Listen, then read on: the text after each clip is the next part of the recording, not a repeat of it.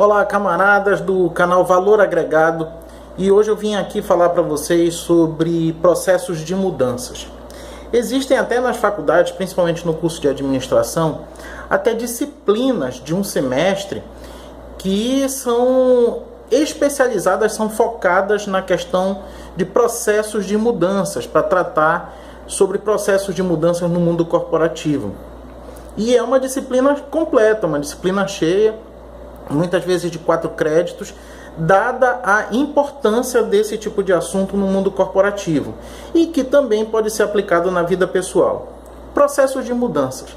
Tem uma frase que diz assim: a única coisa constante no mundo é a mudança. O nosso mundo está em constante mudança. O que era ontem não é mais hoje, o que é hoje não será amanhã.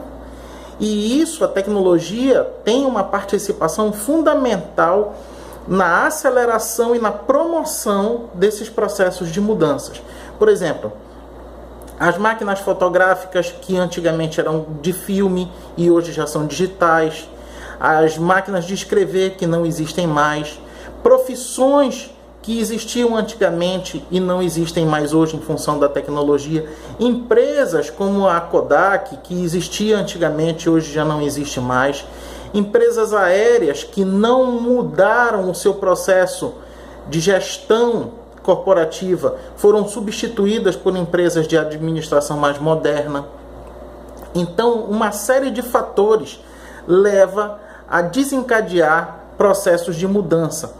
Ou muitas vezes esses processos são desencadeados sem que a gente determine, sem que o ser humano haja sobre isso. O processo simplesmente acontece, ou ele acompanha, ou ele fica para trás.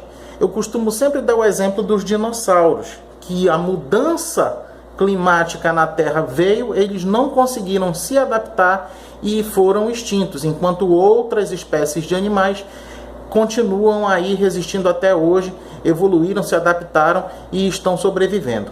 Pois muito bem, os processos de mudanças eles podem se dar basicamente por 2 motivos, que são os fatores espontâneos ou os fatores forçados. O que seriam os fatores espontâneos? Eles são aqueles que são decididos pelo ser humano. Por exemplo, um profissional ele decide que um dia ele não quer mais ser aquilo que ele se formou para ser e toma um novo rumo, seja por um desejo do coração, seja por observação do mercado. Por exemplo, um cara se forma em direito e aí ele se cansa de ser advogado, por exemplo.